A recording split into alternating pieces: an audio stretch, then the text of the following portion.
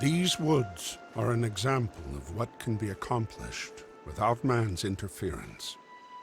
This forest, away from any town or communal society, is as untouched by man as any mass of green can be. It would be easy to mistake an area like this as a place of solitude and silence. That is not the truth. Here, there is no substantial evidence of civilization, but that does not mean it is without life.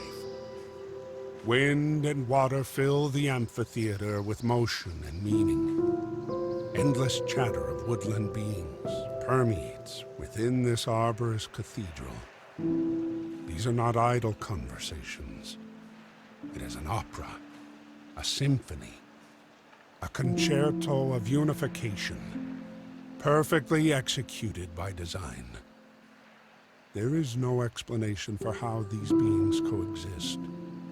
There is no reason to know why. Within these trees, among these streams, life is, and that is good enough.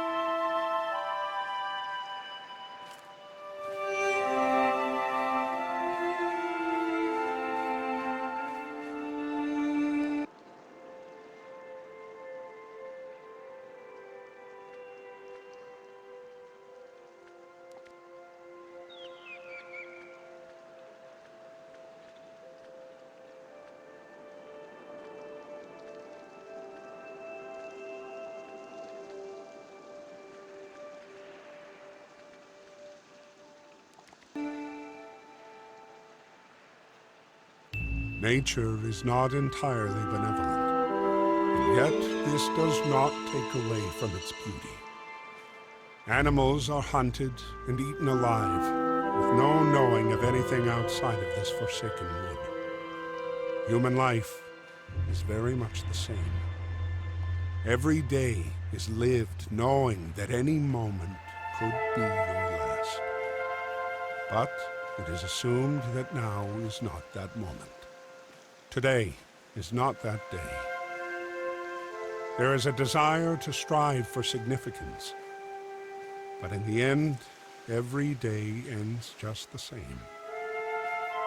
These vicious beings live doing what they must do to survive, even if it means the end of another creature's life.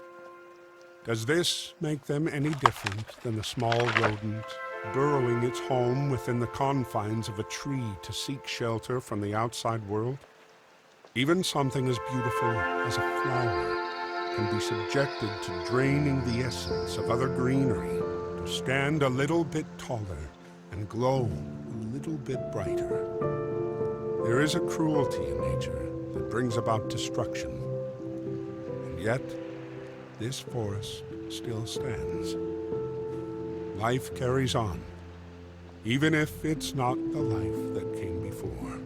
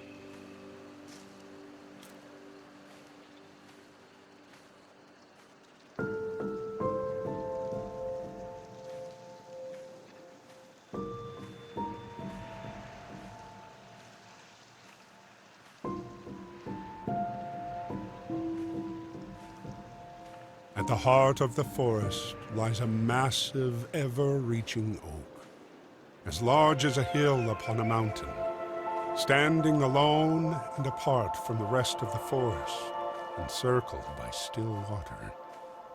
The trunk of the behemoth is impossibly thick, able to withstand the elements for the centuries it has stood here.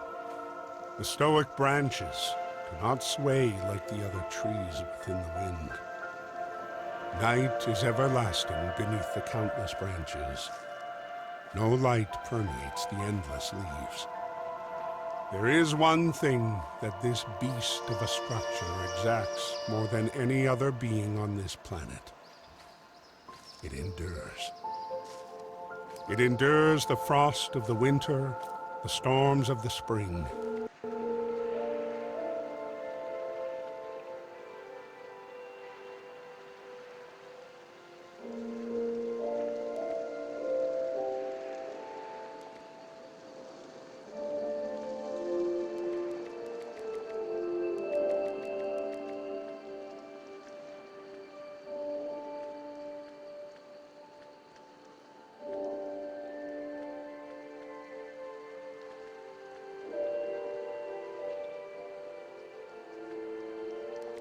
The scorch of the summer and the collapse of autumn. It endures the loneliness from being different and unyielding. The tree grows taller and stronger with each year, but never closer to the others that surround it. The other trees live, and they will surely die. But this monolith remains to stand the test of time.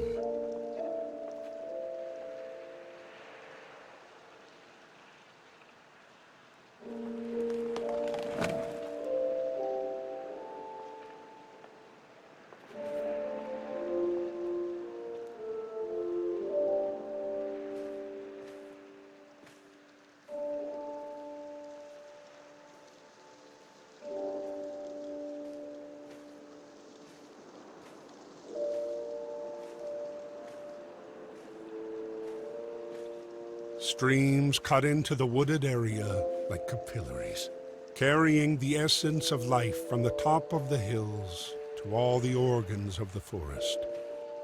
The streams swiftly scour the mountainside to ensure the continuation of this Eden, ceaselessly palpitating the blood of the earth.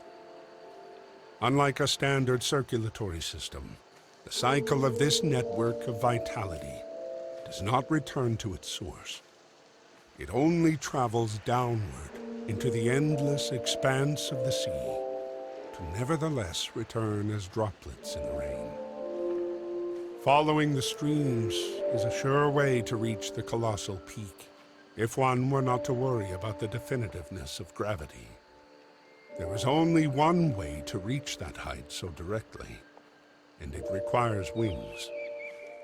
Without a transport of such convenience, one must move onward into the dense arteries of the mountain, where the sun is no longer your companion, and the loneliness truly sets in.